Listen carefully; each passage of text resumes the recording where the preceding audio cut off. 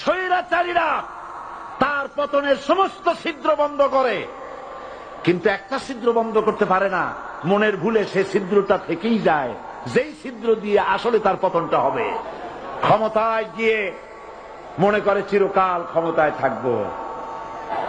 ক্ষমতায় যারা থাকে ক্ষমতার মোহে চতুর্দিকে অন্ধকার দেখে, মনে করে আমার পতন আর হবে না। কিন্তু তোমাকে বুঝিবে যে গোকুলে বাড়ি শেষে। গাড়ির চাকা সব সময় উপরে থাকে না। গাড়ির চাকা সব সময় উপরে থাকলে গাড়ি তো চলবেই না। গাড়ির চাকা ঘোরে বলেই তো গাড়ি চলে।